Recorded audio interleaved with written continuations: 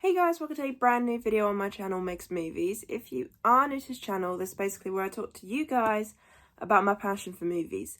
This goes from collections, hauls, reviews, and today's video, so let's get into it.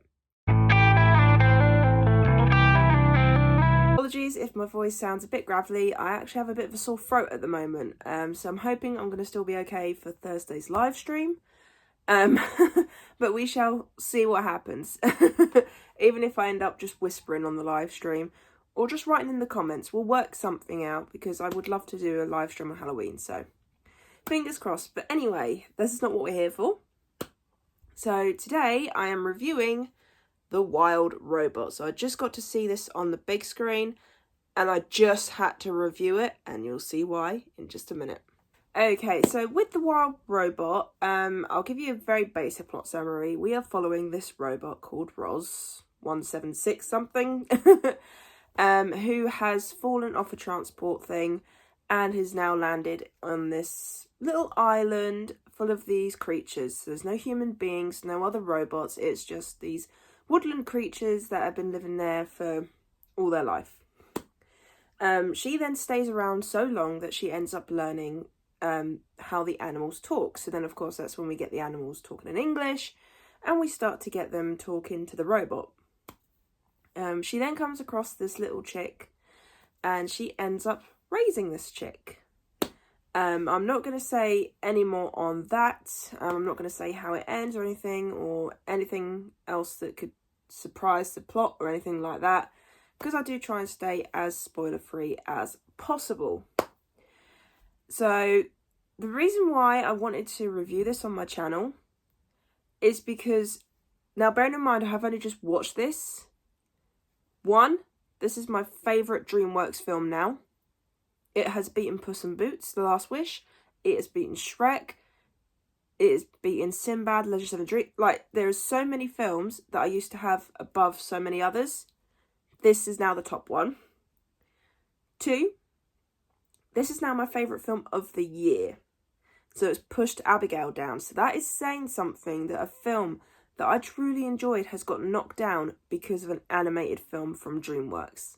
I know. For me, DreamWorks has always been a hit and miss situation. So they sometimes come out with some really good films. Sometimes they come out with meh films. And then sometimes they come out with films. But this is the first time where a DreamWorks film has made me feel so many different emotions throughout this entire film. And you know what? If this doesn't get nominated for an Oscar next year, at least, I will be pissed, because this is just absolutely an amazing film. It is definitely worth seeing on the big screen if you can, just on the animation alone. So, starting with the animation, it just looks absolutely amazing. From the animals to the robots to the colours, just literally the landscaping. It all just looks so beautiful and colourful. And then it goes to dark colours when something's happening, and it's just so well animated. And it's very rare, I think, these days to get an animated film that is just as beautiful as this. The characters, I loved all of them. I didn't realise this was based on a book. And to which, when I went into town after I had finished this film, that's when I found out about it. But I also saw on the back of the book, there are two other sequels to the book. I wouldn't mind DreamWorks doing a sequel to both these films. Obviously, they will have a bit of a challenge because this one was very well done.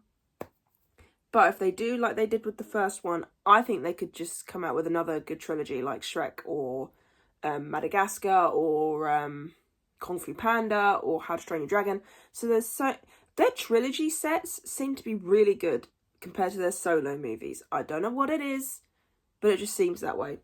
So I hope they do release the next two books to film as well. The characters, oh my god, I loved the characters. They all had their own personalities and they all stood out. I loved them.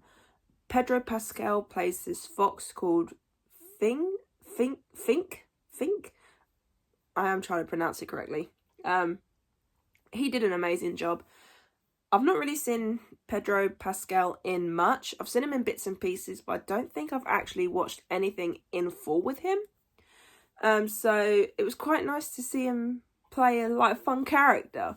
I mean, I've seen him in clips for The Last of Us, and I know was he in Star Wars, I think? I can't really remember, but from those clips to the voice acting, I think he did really well. And we had Catherine O'Hara in this film. I didn't realise this. I feel so bad for not recognising her. Should have done. The one that plays Roz, she did an absolutely amazing job. I loved that character. Then you got Brightbird. Absolutely, just such an adorable character from start to finish. This is our main Goose character, the one we're following, that Roz is looking after. And it's just, the way they developed these characters was so good. And then when you get to a different part, like when you get to the second half of the film, you go from something that's pretty funny to pretty serious, and it's very well balanced. And it's perfectly transitioned. I mean, the ending, it made me cry, it made me laugh, it made me feel suspenseful. I got worried about the characters. There was so much in that last half that was just absolutely amazing. And you started off in like this nice little cozy thing. Couple of very weird jokes. I will say this is definitely for kids and adults, because I certainly was in a screening because I thought I was on my own, but then some other people turned up. But I can hear the adults laughing at the adult jokes, and then I can hear the kids laughing at the kids stuff. So it's definitely for all ages. So I 100% recommend you do go and see this. Like, even if you just watch it on streaming, or if you get it on physical media, then watch it. Seriously, do watch this film. This is one of DreamWorks' best movies. Like, I mean, obviously Shrek, How to Train Your Dragon will always be iconic. But I feel like this is one of the very few more modern releases we have gotten that I have truly enjoyed.